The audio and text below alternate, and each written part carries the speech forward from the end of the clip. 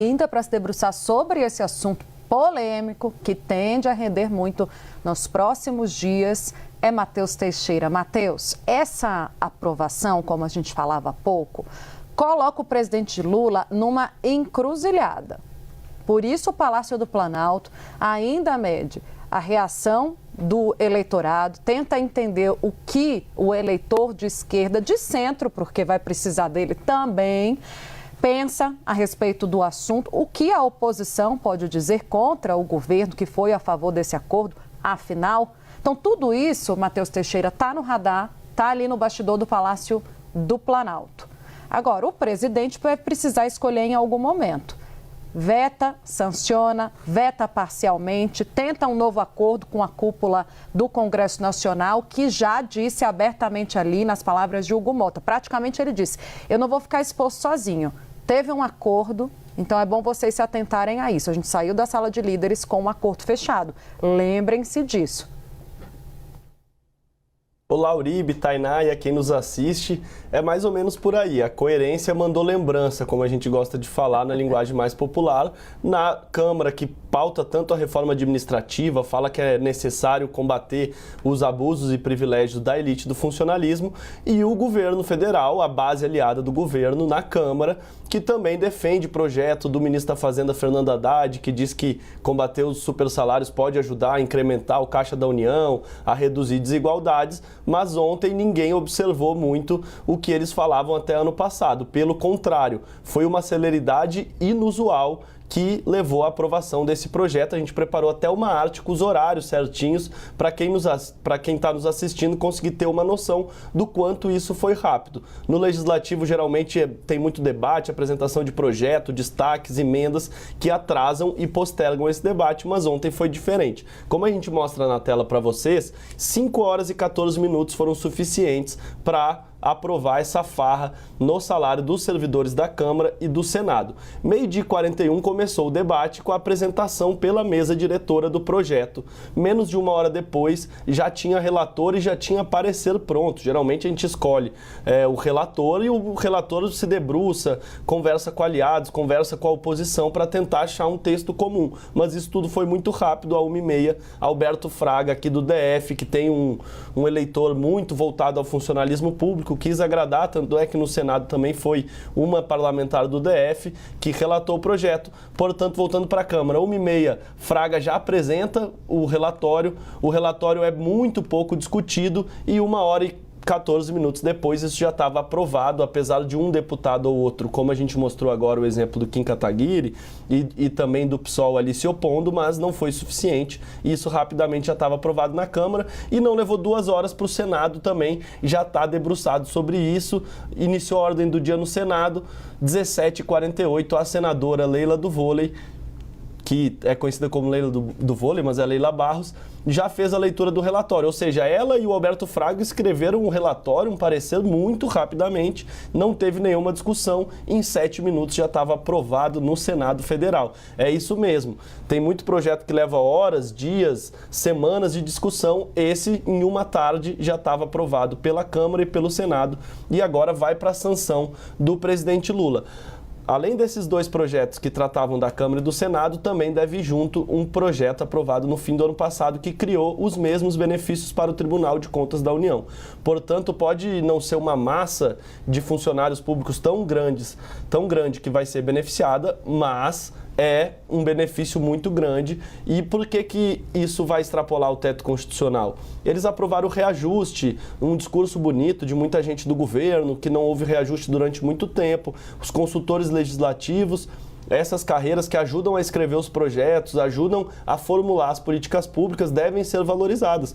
A gente concorda com essa tese, mas além do reajuste, foi aprovado uma licença compensatória. Esse nome bonito quer dizer o quê? A cada 3 dias de trabalho, eles terão direito a um dia de folga. E esse dia de folga, caso não seja exercido, caso não tire a folga, vira salário, vira benefício lá na frente. Não é exatamente salário, é uma verba indenizatória. Verba indenizatória não incide o teto constitucional. Por isso que os salários que já estão altos, de 46 mil, que é o teto, podem chegar a quase R$80 mil, podem chegar a R$77 mil, um salário que muita gente sonha. Eu imagino que 99% do Brasil sonha, um salário altíssimo e que vai muito além dos próprios deputados. Tem até um trecho da sessão que uma deputada questiona o presidente da Câmara, Hugo Mota.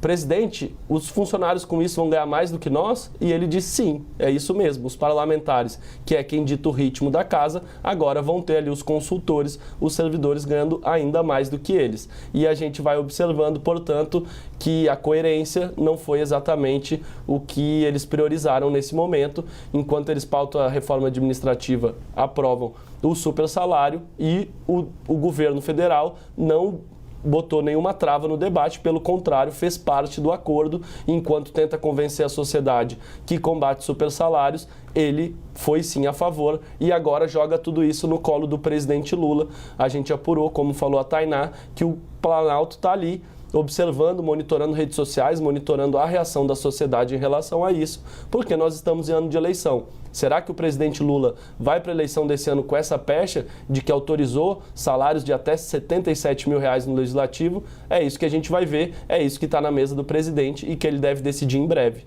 Uribe, Tainá. Escandaloso quando a gente olha para esse trecho específico dessas propostas que abriram caminho para os ganhos que ultrapassam o limite do teto constitucional. Hoje, a gente tem o teto em 46 mil, um pouco mais do que isso, deixa eu puxar aqui, são 46.366,19 centavos, para ser bem precisa. Com esses projetos que foram aprovados, Uribe, tem servidores que podem ganhar, e é do alto escalonato ali, da nata do serviço público, pode ganhar até 70 mil, mais do que 70 mil reais. Né? É o chamado penduricalho, que é o apelido que se dá, né, para essas manobrinhas, né, que vão acontecendo, né, um puxa daqui, puxa dali, aí quando você vê, você ganha muito mais do que o seu salário. O reajuste ninguém está contestando, todo mundo tem direito a ter aumento salarial, os servidores públicos igualmente, estavam esperando por isso. O grande detalhe, a grande questão é esse extrateto, né, o valor acima do que o permitido pelo funcionalismo público, que é com base numa regra de que a cada 3 dias trabalhados, o servidor público, portanto, o funcionário, pode pedir uma folga ou uma indenização. Aí é que ele ganha esse aumento. Aí é a farra. Que aí você folga ou você ganha. Aí como muitas vezes... justiça seja feita, inclusive. Esses trabalhadores viram noite, trabalham ali naquelas votações malucas, né, que duram madrugada dentro. Aí eles trabalham, têm a folga remuneratória, não folgam e ganham esse valor. Aí tem uma justificativa, eu estava vendo, de que é para um número muito reduzido de servidores. Eu acho que 70 servidores, mas ainda assim... Abre a porteira. Ainda assim, são 70 servidores que vão ganhar quase 70 mil reais, se a gente for levar em consideração o percentual total, né, permitido. O problema é que abre a porteira, os servidores públicos trabalham bastante no Congresso Nacional, mas trabalham bastante terça, quarta e quinta. Segunda e sexta você não tem uma grande hora para esse tipo de pagamento. Então, a gente não está falando de uma escala 6x1 de funcionários do Congresso Nacional. A gente está falando de uma escala, eventualmente, de 4x3. 4 descansos, mais ou menos, porque segunda e sexta alguns deles trabalham, e 3 dias de trabalho massacrante de fato. Outra coisa... Você também teve outros problemas, você teve reestruturação de carreira, você teve Instituto Federal, que vai... Entrou tudo. Entrou tudo, abriu a porteira. Já estava dentro do orçamento, sim, mas é preciso explicar para a população. É realmente importante investir nisso nesse momento? Por quê? Por qual razão? A Tabata Amaral, uma das deputadas que se colocou contra a proposta, ela reclamou. Porque foi votada uma urgência que permitiu que o projeto, aliás, né, como acontece quando eles querem esconder da população. Vota a urgência, aí passa. Geralmente é de madrugada, ontem foi à tarde, até a luz do dia.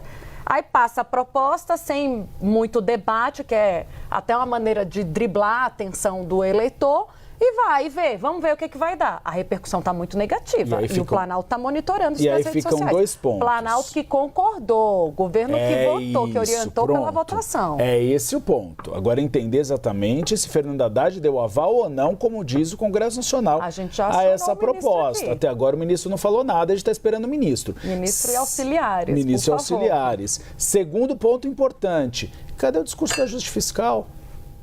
Não tem um projeto lá dos supersalários, que não votam nunca, Davi Alcolumbre sentou em cima? Cadê o ajuste fiscal? Cadê o Congresso Nacional cobrando do governo federal que faça ajuste fiscal? O Congresso Nacional não faz a lição de casa. Então, assim, não é exemplo. Não dá para cobrar uma coisa que você não cumpre. Então é importante que o Congresso Nacional dê algum tipo de explicação para essa barbárie que foi aprovada ontem. Vamos falar um pouco de reação também, já tentando antever, Uribe, qual vai ser a posição do Planalto.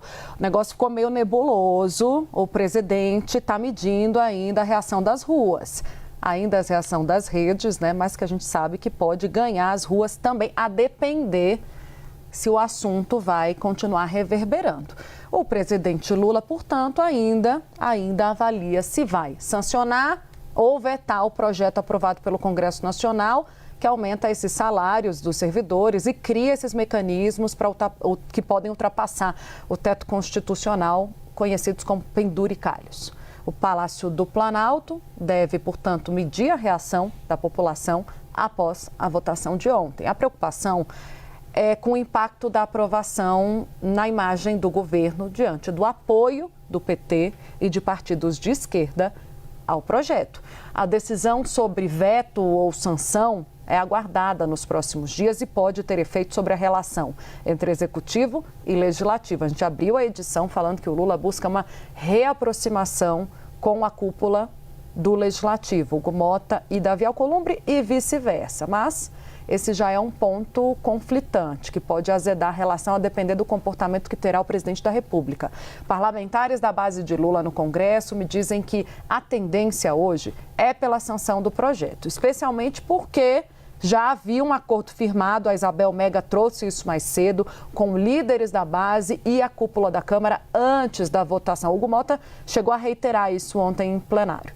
O cálculo do governo envolve ainda pesar o momento da relação com o Congresso Nacional. O ano de 26 começou com um alinhamento entre o Planalto e as duas casas e vetar o texto seria, portanto, abrir um flanco de disputa com o Legislativo exatamente no momento em que há uma tentativa de convergência entre Lula, líderes da base e os presidentes das duas casas. Deixa eu colocar a minha parceira de apuração, Isabel Mega, para ela dar continuidade ao assunto.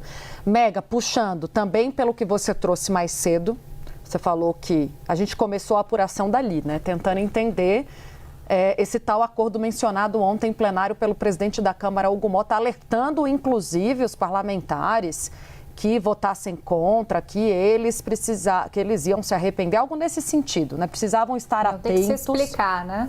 Se explicar, obrigada, Isabel Mega, para não ser injusta também com ninguém aqui no nosso jornal. Iam ter que se explicar porque havia feito um acordo a portas fechadas com os líderes.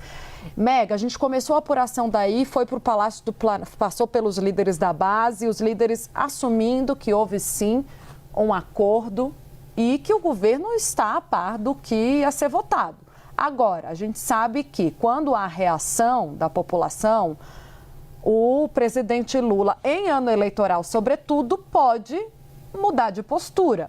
E aí ele vai ou comprar uma briga com o Legislativo e sinalizar positivamente para a sua base eleitoral, portanto, dizendo, sou contra esse tipo de projeto, até para o mercado financeiro, que cobra dele uma postura mais enfática sobre responsabilidade fiscal, ou ele vai junto com o Congresso e espera amainar a situação, a população deixar um pouco de falar sobre isso, né? Tem essa aposta também, o que eu acho difícil. Até diante da reação, Isabel, de deputados, tudo bem, dissidentes, não foi a maioria, mas deputados que foram às redes para se colocar. Tem deputado de oposição, Kim Kataguiri, tem deputado da própria base, Tabata Amaral, deputados que têm uma penetração muito forte nas redes e no eleitor, tanto de oposição quanto da base. Podem trazer essa atenção, fazer um chamamento aos eleitores para estarem atentos ao que foi aprovado ontem. Afinal de contas, é tudo sobre o nosso dinheiro, Isabel Mega. Exatamente, várias e várias camadas, né? Tentar objetivamente acrescentar algumas a todas essas que vocês já trouxeram para a gente. Primeiro, um tom muito defensivo do Congresso Nacional em relação a isso, dizendo que houve acordo, dizendo que servidores de outros poderes tiveram esses aumentos e os do Legislativo ainda não, que está tudo dentro do orçamento, então já estava previsto, não vai ter um gasto extra.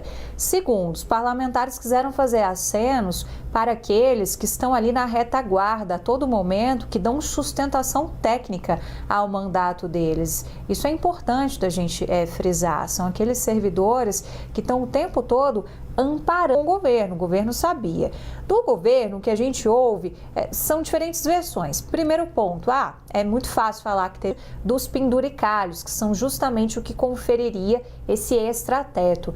Agora, por que isso fica com um pouco de escárnio? Porque quando a gente isso faz com que a gente olhe para esses altos salários da sociedade, quando essa pauta vai para a casa das pessoas e as pessoas pensam, olha lá, que super salário, o governo não vai fazer nada, é esse cálculo que tem que pesar. Ao mesmo momento em que o governo está aí nessa linha de convergência, sendo para cá, sendo para lá, com o Hugo Mota, com o Davi Alcolumbre, uma imagem de um 2026 que começa com alinhamento, com uma aproximação, porque tem conversas políticas acontecendo também por trás de todas essas relações.